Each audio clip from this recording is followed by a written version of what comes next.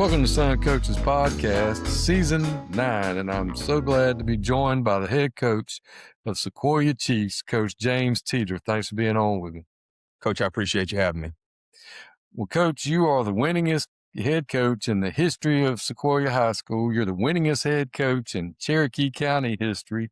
You've had two just banger seasons to start off, but the past 2 years. Start off by telling everybody where you actually grew up and where you're from. I grew up in Elkins, West Virginia. I'm a Northerner. Went to Elkins High School, played football, baseball, ran some track. In West Virginia, our school is only a 3-year high school. It's not a 4-year high school. So the first 2 years I did football and baseball. Last year I did football and track. And did you have an opportunity to go play at the next level, or did you just go to school? No, I wanted to play. I really wasn't a great player, but I really wanted to play. So I walked on to Glenville State College, which is now Glenville State University. I played there for 3 years. At the end of my third year, decided I wanted to get into some coaching. So I went down to the local high school and started working with the local high school. And what was your first job out of college like when you first started? Unique story. My high school coach, when I graduated, he had worked where his name was Mike Hickman. He worked for Bobby Bowden when he was in college at WVU. And Coach Bowden had got him a job in Tallahassee. So every summer when he would come back to visit family, he would stop and see me and talk to me about coming down to Florida to coach for him. Coach Hickman seen something in me, I guess I didn't see in myself, but when I graduated from Glenville, he asked me to come down to Tallahassee, so I packed up and went to Tallahassee. I actually worked for a guy named Al Blizzard for a spring at Florida High School, which is the developmental research school for Florida State. I did defensive back coach there. I was a middle school math teacher and a defensive back coach for a spring with him. And then over the summer, Coach Hickman had a defensive back job come open at Rickards High School. And was a unique interview. I went to my interview, and in the interview, the principal asked me why I wanted to come to Florida. And I said, I wanted to be a coach and a teacher. And he said, well, if you want to come to Florida, you might want to sell drugs. You'll make more money. Needless to say, he wasn't the principal when I got back. And he might not have been lying either. No, he probably wasn't at the time. But coming from West Virginia to Florida, probably just the weather was probably enough of improvement. As far as if you got to go away from home, why not go to Florida? Yeah, it was a total difference. When it's dead of winter there in Tallahassee, I'm in shorts and t-shirt and everybody's freezing, and West Virginia was a heat wave. Absolutely. So West Virginia it's a big mining state and pretty rural and real blue collar. Did you grow up that way? Is that how your family was? Elkins High School, there was 4 high schools there, but we were considered the city school, but compared to everywhere else, we were just as country as anybody else. But yeah, I was raised by my step parents who were just hardworking people, and pretty much everybody in West Virginia, that's how it was. So when you got down to Florida, I take it you took the job, even though the principal wasn't there when you got back. So you were at Rickards. How long were you there? I was at Rickards for 3 years and worked with Coach Hickman the whole time. It was great. I mean, Rickards was awesome. Now, the school life was a little bit different, but the football part of it was wonderful. So Rickards was, if you've ever been to Tallahassee, it's in a little bit rougher section of Tallahassee. But this football-wise, it was great. Was there for 3 years. At the end of the second year, got married. On my honeymoon, got a phone call from a school called Godby High School, which is across town in Tallahassee. Got offered a job, called Coach Hickman to let him know that I had got offered a job from Godby. When I got home, he came to my house, asked me to stay one more year. Don't leave yet. So I stayed for one more year. And then the third year, the season got over, and it was a different situation there with administration and stuff.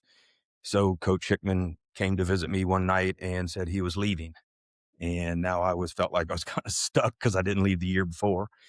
So I called Coach Witters at Godby High School, and luckily he had a running back job opening. So after 3 years, I left and went over to Godby High School. Did you teach math there as well, or did you just? At Rickards, I taught PE. At Florida High, when I was at Florida High, the only thing they had was a middle school math job for that semester.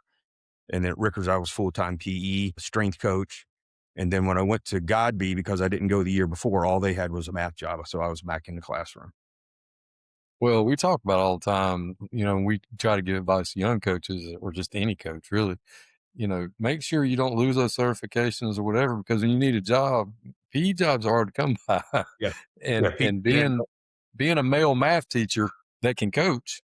Yeah, that's when I was in at Glenville and they said you need a minor. That's why I went into math because I figured everybody needs math teachers. So it worked there. So Oh yeah, absolutely. So you were able to get on at Gabi, even though you left a year, later than they wanted you to come over there.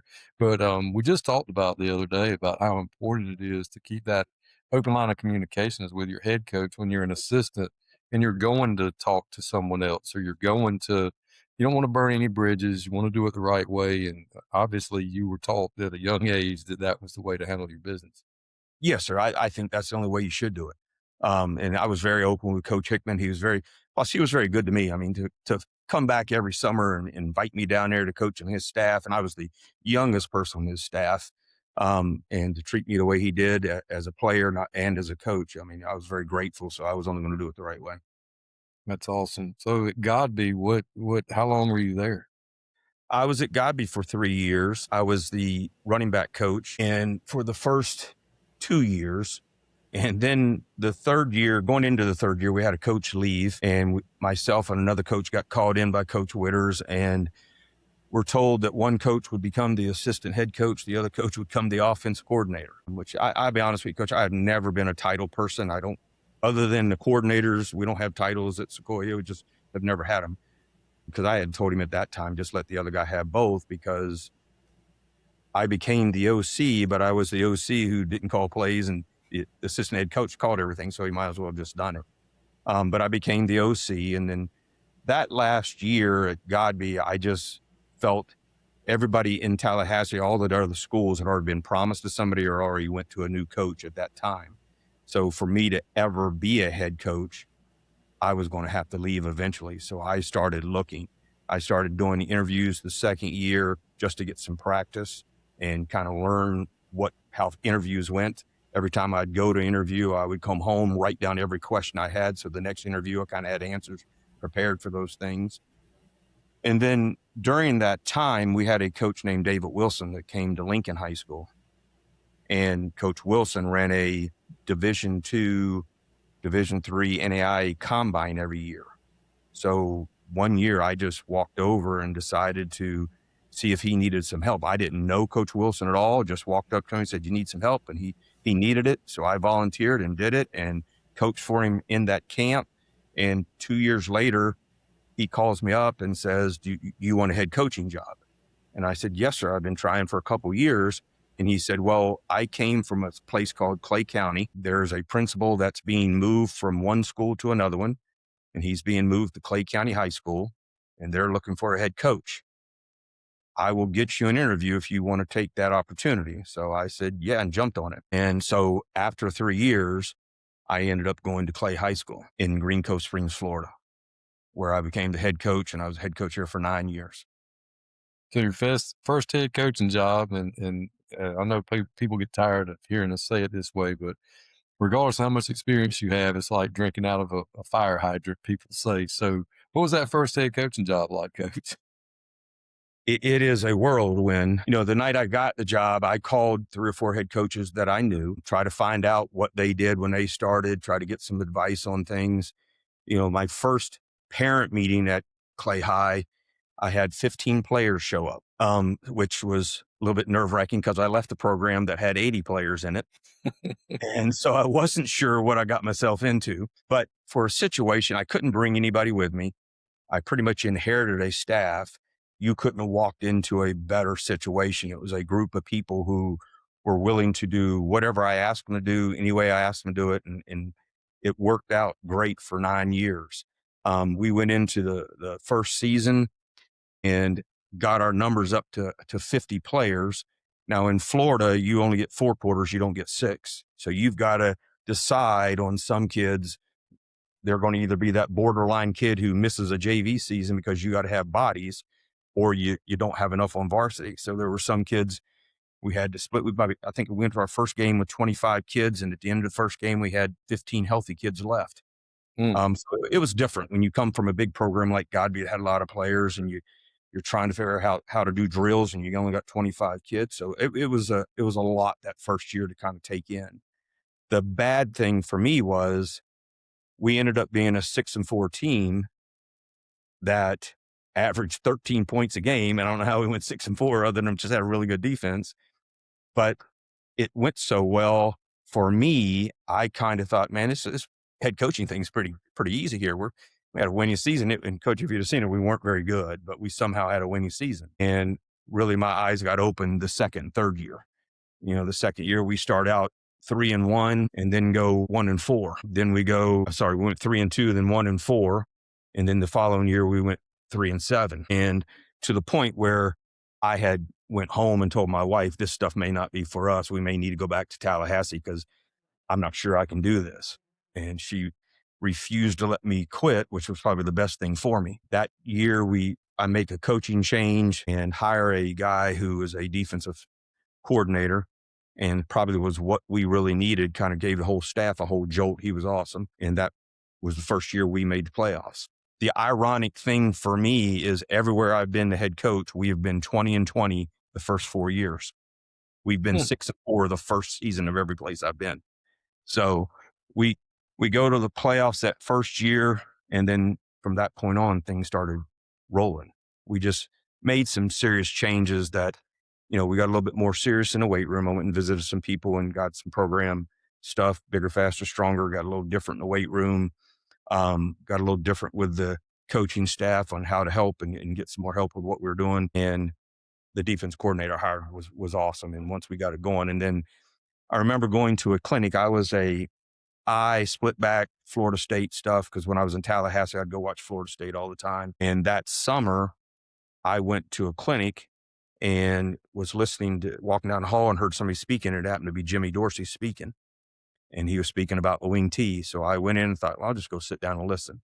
And from that moment on, I bought into the wing tee, and we're now shotgun wing tee, but we're still a lot of the base wing tee principles. And from that point on, we started winning at Clay High, and everything just kind of turned around and went the other direction. That's awesome. So after 9 years at Clay High, that gets you roughly in the 15 to 16 year mark as a coach in the profession. What happened after Clay High? Well, the same thing is kind of when I was at Tallahassee, the last 2 years, because Florida pay is just not very good. And a friend of mine had left Orange Park, and he had went to Duluth High School, and he would call me and talk to me about how things were in Georgia. So those last 2 years, I started branching out and looking at some places in Georgia. And I remember one time I took my wife with me to Liberty County High School to interview, and we're sitting in the waiting room, and this coach comes out who was in there interviewing before me, comes out, and he is just jacked. Muscles everywhere. And my wife turns to me and says, now that looks like a football coach. And I said, well, thank you. I appreciate it. So I got offered the job at Liberty County, and for some reason it just didn't feel right. So I went home and told my wife, look, we'll just stay one more year at Clay High and see what happens. And things went fine that last year. We made the playoffs. Everything went well. And so that off season, I go to interview and interviewed a couple places and don't get the job offer. But I get to Dunwoody High School. And then there was a school in Augusta. I want to say it was Josie, that 2 people called me back. Dunwoody asked me to come to an interview, and the principal from the Augusta school called me and wanted me to come up during the day. And at that time, my wife worked at a law firm, and I kept our daughters in the morning. And then when she got home, we'd do workouts in the evening, just kind of the opposite of what we are now. And so I told her I couldn't come during the day because I watched the girls. And she said, if you just bring your girls up here, I'll keep them for you. And I said, ma'am, I'd love to. And she said, well, what if we do a phone interview? So the next day we did a 2-hour phone interview, and I got offered the Augusta job on the phone, sight unseen. But I had told the lady, I have to take the trip to Dunwoody. I gave the lady my word. I'm not going to tell her I was coming and don't go. So I end up taking the interview to Dunwoody. And just so happens the day I go to interview at Dunwoody, my wife's boss tells her that they're also opening a law firm up in Atlanta. And so I get invited back for the second interview at Dunwoody.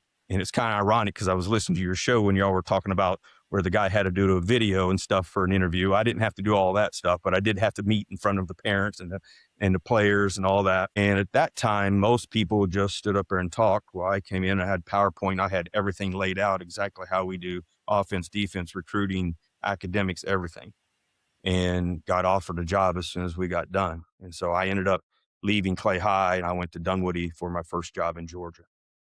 Well, those were two outstanding decisions, not to take the Liberty County job and to keep your word and go interview at Dunwoody, because I'm from Augusta and I can tell you that you made a good choice. So your first job at Dunwoody, you're in Atlanta. I imagine your wife got moved to Atlanta as well. So, I mean, you're living the life of, I mean, you're living the dream now, I'd imagine, getting paid more money, Well, all over, but, you know. the ironic thing with all that, her boss in Jacksonville offered her more money to stay, but we decided that we would both get a raise by leaving. So we decided to go, picked up our family and went. The Dunwoody was awesome experience. I've still got kids who drive from Dunwoody and come up to Sequoyah games, which is pretty awesome. The first year was a major learning experience. I mean, we go from they were 5 wide and we come in with a wing tee, and it was just a culture shock to them. And everything is just going the way you want it. You sit down with the kids, you ask them what they want. They want to end up, Coach, we just want to go to the Dome. We want to go to the Dome. That's back when they had the semifinals in the Dome. So the season is going perfect. We get to the next to last game. We played Pius. We beat Pius. And by beating Pius, we lock ourselves into a chance to go to the playoffs. So they got one of their goals was go to the playoffs. And then Monday morning, I get called in and said we had an ineligible player.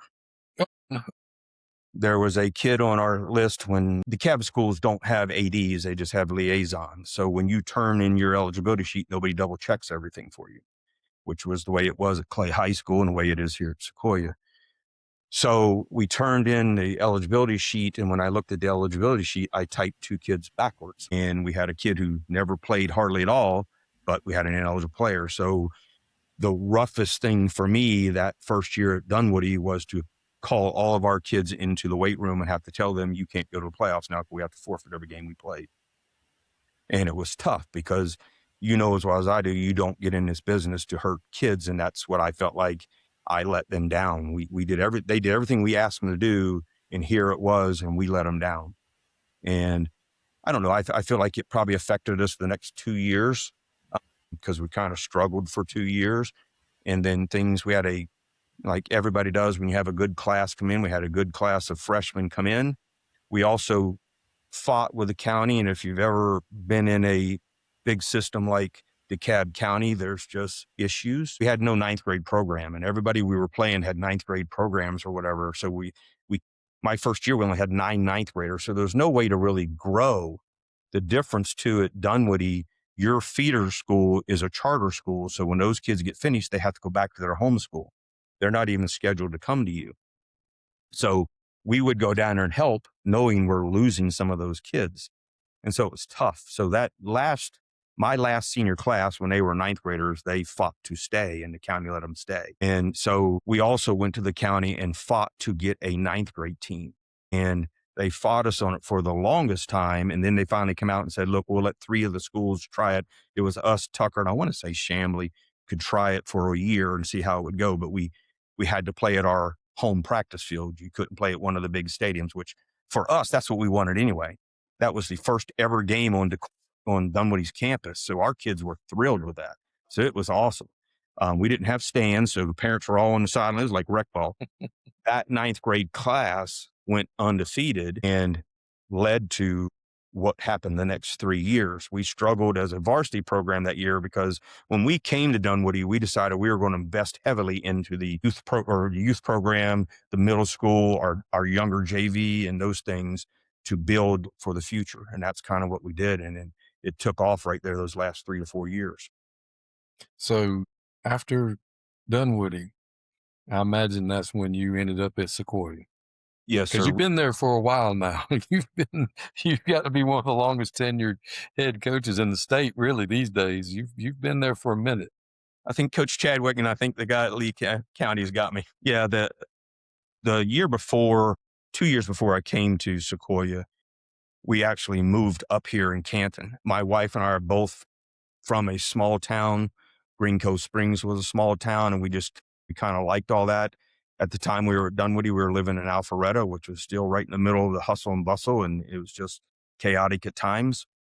So we moved up to Canton and we lived up here. And quite honestly, I thought there was some other jobs may come open before Sequoyah did. And then that last year after the Dunwoody season, my wife's parents are from Michigan. We go up to Michigan and I get a phone call from a coach telling me, hey, Sequoyah just came open. And so as soon as it did, I put in and got through 2 interviews and luckily landed it. And it's been great ever since.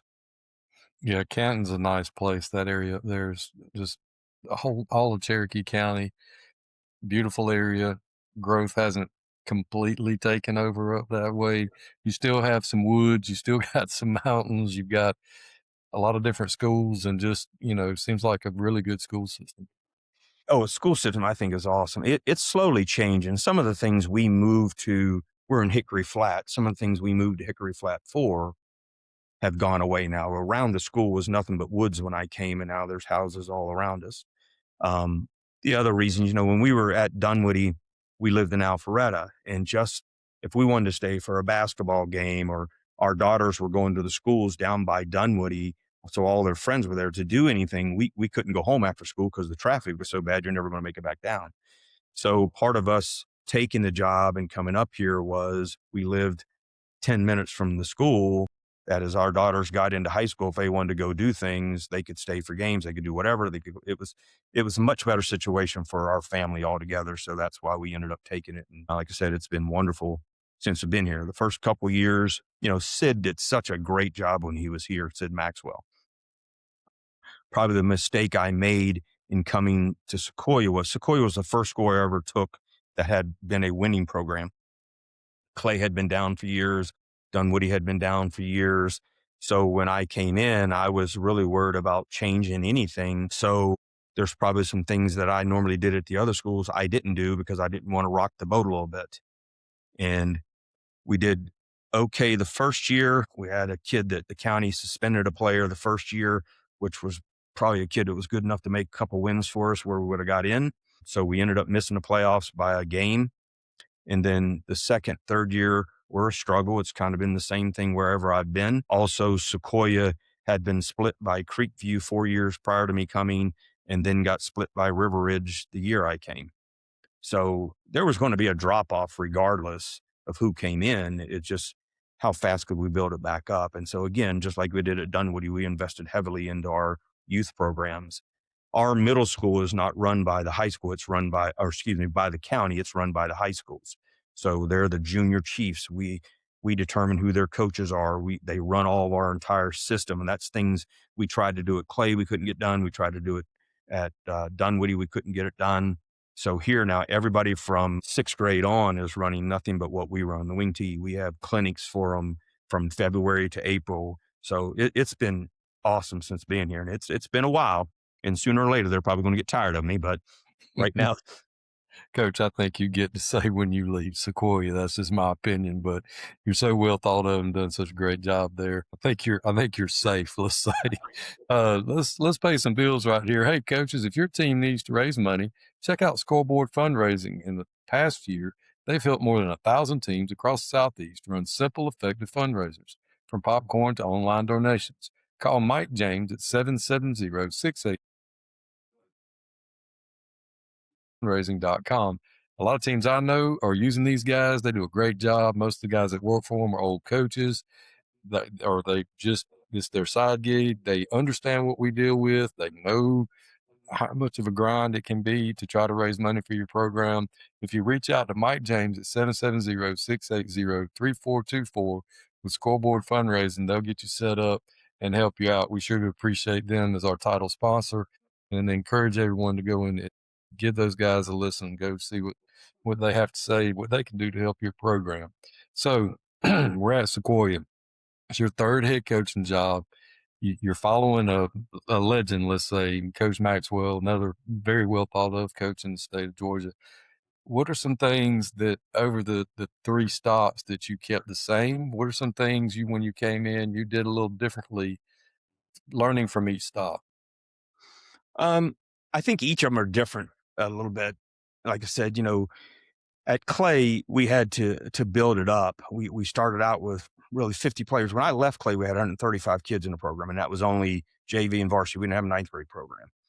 And then at Dunwoody, we had to build up a little bit, but it was more of a fight with the county to get a ninth grade program so we could compete. At Sequoyah, I don't know that I changed too much the first year. It was really it was going into my fourth year where I decided, look, if I'm going to do this, because we'd went 6-4, and we went 4-6, and we went 3-7, and quite honestly, to be honest with you, I wasn't sure how things were going to go. So I just made a determination if things weren't going to go well, I was just going to do it my way. So I kind of went back to the standards that we had at the other places and how we worked out. And my first few years there, or first year there, Sid had done such a good job, people just didn't really like change. So the struggle was more getting people to accept me and how I did things, because anything I did, it wasn't the way Sid did it. And I understood that, but it was just, I didn't, there was nothing I could do about it. So once I kind of weeded some people out, and then you're also in that situation where you can't bring a lot of coaches in. And my first 2 years, I couldn't hardly bring anybody in. And then once I started getting the staff, then I think that's when things really started changing. So if I changed anything, it was probably a bit more just concentrating on the staff, getting the staff right, and then just getting people to buy into what we do. How important has the consistency from the administration there? Because I know it's been pretty consistent. You've only had 2 administrators since you've been there. How Yeah. big of a role has that played into the success of your program and making your job a little bit easier knowing that you've got the same boss pretty much? Yeah. You've had 2 for I think that's 17. I think that's been huge in what we do. When Mr. Berman was here, that's Elliot Berman's who hired me. Even in the rough years, he'd come in and say, "Hey, you're still my guy," which kind of gave you confidence that he likes what we're doing. We're doing the things the right way. And that's kind of what it was. They like how we handle our program. Robert Van Alstyne's my principal right now, and he came in 18 and has just been awesome. If I need something, he helps me. If I need a coach, he finds a place to put him, and he's been nothing but supportive. So I think the administration you have is huge if you're going to be successful. You got to have the same philosophy, and you got to have the same beliefs in what you're doing. Well, I know for years I would see, and I mean, not years, but it seemed like for a while there, for about 5 or 6 years, it seemed that you were always looking to hire assistant coaches. And I don't know if it was just over the years you finally got the slot. And Cherokee County is such a hard place to get into because it's such a good school system. It's such a good place to live that nobody leaves. Hmm. So, for you to be able to match up teaching slots with the coaches that you need to help your program and help the athletic program as a whole. Once you get your guys in place, I imagine you saying that staff's the most important thing. The next thing you attacked was the weight room. Yes, sir. Yeah, I hired our wrestling coach also coaches football for me. He does my weight room, which, Sid had done such a great job in the weight room. And he's probably knows a whole lot more about weightlifting than I ever know. I'm a big BFS guy. I just thought it was good for what we did at all of our other programs. It helped us. And so that's what I tried to teach when I came. But yeah, he had done such a great job at the beginning. The coaches that were held over kind of ran the weight room for me and pretty much did what Sid did when he was there. And then once they kind of faded out and moved on, then it was to try to find somebody. My strength coach right now is my wrestling coach, and he's done an awesome job. Well, I ask people this all the time, and you have a unique perspective on this because you've coached in 2 different states, a smaller school that you built up at Clay, and then over in Dunwoody and now at Sequoyah. And because you've been in Georgia for so long, you've seen a lot of change. What are some things that you've changed of how you approach spring practice? In Florida, most people, because other people have been on your show that you've talked to in Florida, you get 20 days. And back when I started out, you wanted to take all your 20 days, but quite honestly, there comes a time in those 20 days where it just gets monotonous and it gets old. Um, I think 10 days is good. Have we changed much? Um, probably is not as demanding on kids that are in other sports as I used to be. I mean, they would, if you were a baseball or you were whatever, you got done with practice, you came, you suited up, and you went and you hit just like everybody else. But we don't do that as much anymore. I'm kind of grew up in the old school of we practiced at, if we're out at 3, we're done at 6:30 and or 7, but we don't practice that long anymore. But we still do our spring. I don't really like the not having spring and doing 2 scrimmages. I've never been really fond of that. So I think we have to do spring. We do play a game, but we don't go into the game thinking we've got to win this thing. We're going to play kids, and we last year we played Etowah, and we took 2 minutes out of every quarter just so we could have a 1 quarter, 8-minute quarter just for our ninth grade kids. Because I think if they come to practice, I think it's important for them to be able to get out there. And who's going to be more excited than those eighth grade parents when they get to see their little babies out there in a high school uniform? So if that's it, I mean, that's probably what we do. And we're playing Pius this year. We're going to play it at Reinhardt just to kind of make it interesting too. But we don't go crazy. We actually kind of go backwards and reteach. And there's so much time that I don't think you have to go crazy with the spring. Well, I know some of the things you do in the summer because I actually met you this past summer at Yes. Putnam's OTA, and your kids were awesome. It was fun hanging out with your coaches and competing against each other, and you could just tell the type of program that you're running there because you could cut up with your kids on the sideline, and they were very respectful if they didn't.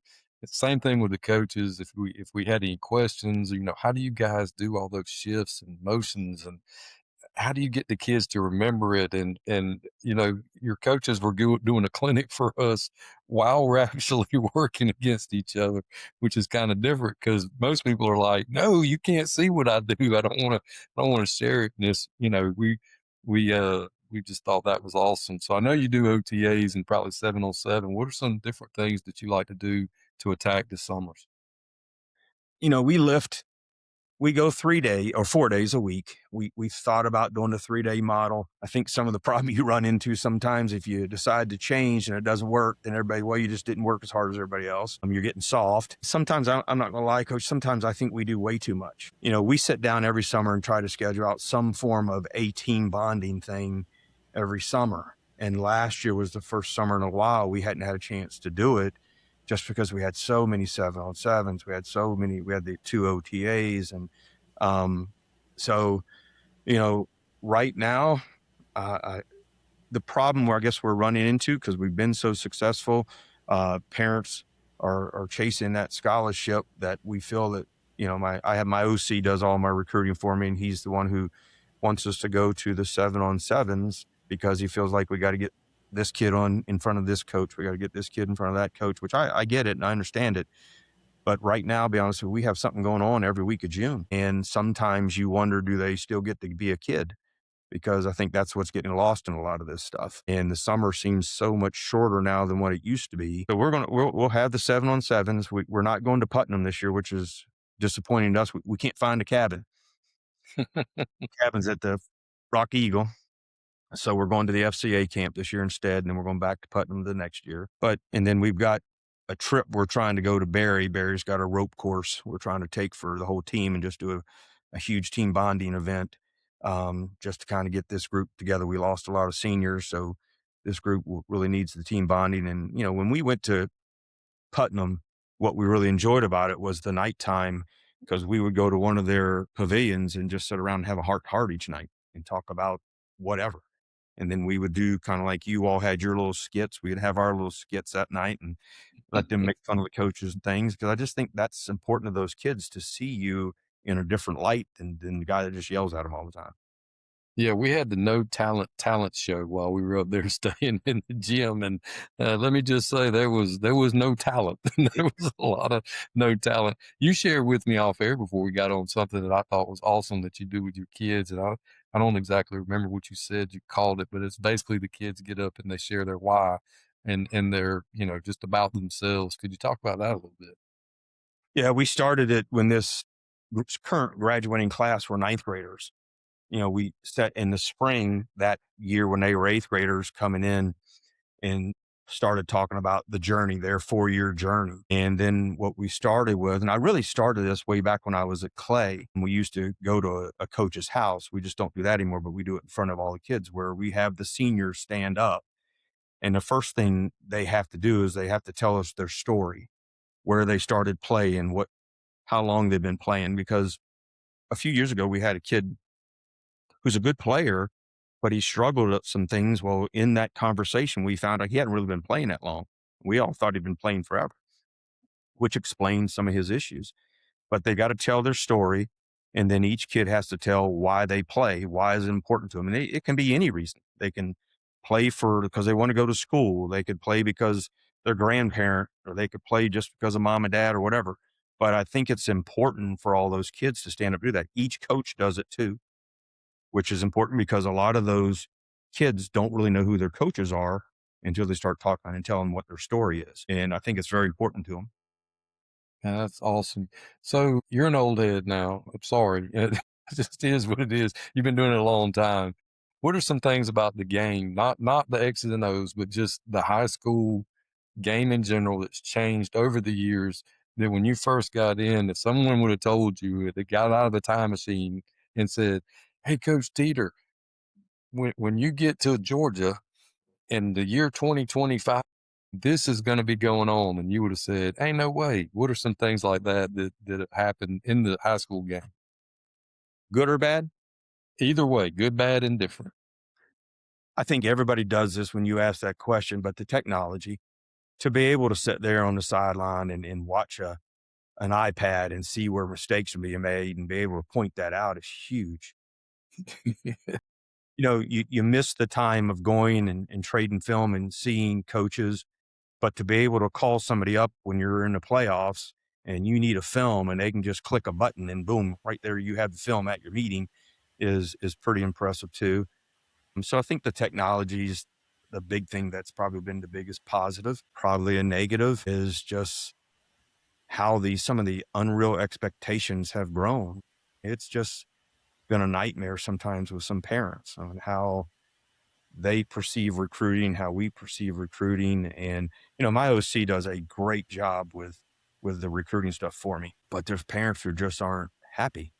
And he has become a little bit of a younger me where, I'll tell the parents when we have our parent meeting, you can come in and talk to me, but I'm going to be brutally honest with you. I'm going to tell you the truth.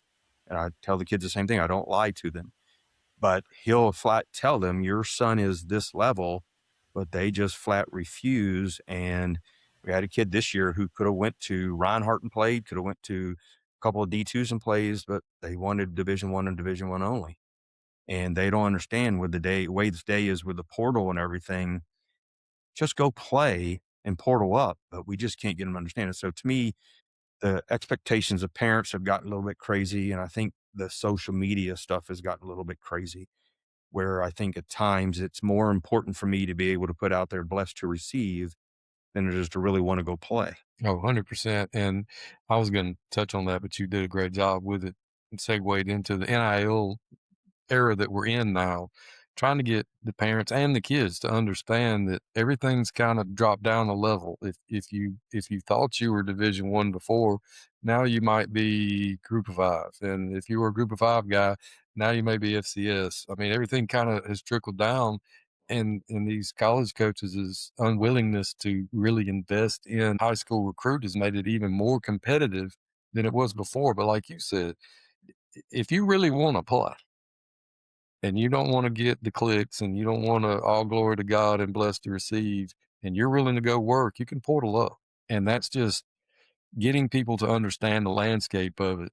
I think a lot of times the parents think that we actually sit around and we're out to get their child, or we're not doing right by their child. And nothing could be further from the truth. I mean, from the truth. We spend more time away from our children raising other people's children than any other profession.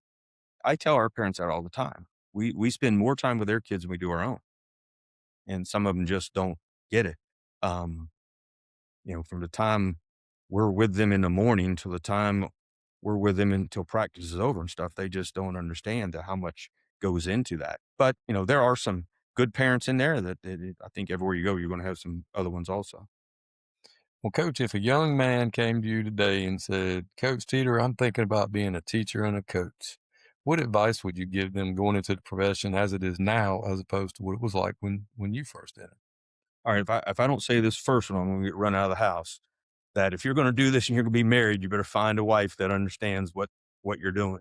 And Amen. I was doing this when we got married, so my wife kind of knew what we were getting into, and she understood. But if you don't, I think that's an issue. Um, I would tell them to do it. I don't think there's any more fulfilling job than what we do, just helping kids become kids. I tell my coaches all the time that you'll know how good of a job you did, that in 10 years, if that young man comes back to school and you're one of the people they stop to see. And like I told you, we have kids who played for me 10 or 15 years ago or even longer that still come back and watch games. We have kids from Dunwoody who I haven't been around in 20 some years who still come to games and spend hours with me after the game. So I would tell them it's a rewarding job if you do it and do it right. But I would also tell them to be humble in what you're doing. Don't be in a rush. Probably if you want to ask or talk about problems too, it's just people wanting to advance too fast. Nobody wants to take the time. I'm in a situation right now where I need 2 ninth grade coaches and I can't find them because nobody wants to be a ninth grade coach. That's beneath everybody right now. That's where you learn. We have a young man on our staff right now who eventually I think wants to be an OC. So we convinced him to go to our middle school and be the OC of one of our middle school teams. And he did an awesome job with it. He jumped on it and loved it and learned how to make schedules, everything. I think they just got to learn how to be happy with what you're doing, and whatever your role is, be the best at that role that you can do. And then if you're trying to get into the head coaching job, I would tell you two things. One, find administration that you can work with. Like I said, I've been blessed everywhere I've been with administration to go 20 and 20 at every place I've been. And nowadays, if you're 20 and 20, people don't think you're doing a good enough job. They want to get rid of you. But after that, once I was able to get our staff, and the staff we have right now, I have not hired a coach in 3 or 4 years.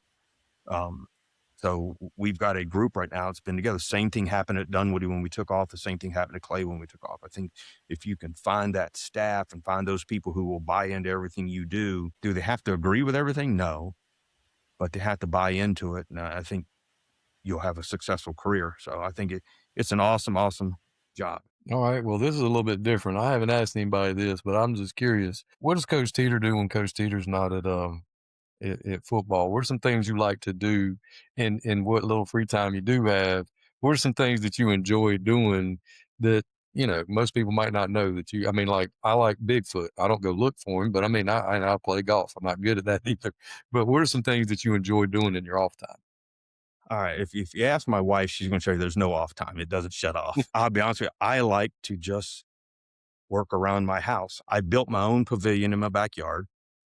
I'm trying to figure out how to build my own barn or garage in my backyard. So those kind of things where I work with my hands and kind of do stuff like that, that's what I like to do. I like to go and watch some of our other kids in other sports. That stuff gets good, but just in free time, that I go walking around my neighborhood just to get some time by myself. Coach, I usually go to school at 5:30 in the morning just because it's quiet. Nobody's there. If you ask my coaches, they'll tell you I go there just to clean because I go and I'm up and clean it. But I just like tinkering. That's what I tell my wife. She'll say, "What are you going to go do?" I said, "I'm going to go tinker a little bit." So tinkering around the house is what I like to do.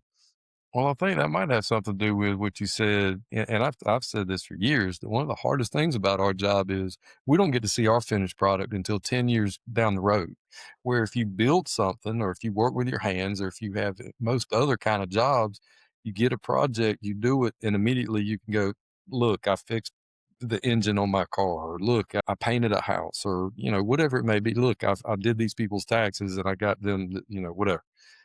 We don't get to see the return on our investment until way down the road. And maybe that's why you like to build stuff, so you can actually see the fruits of your labor.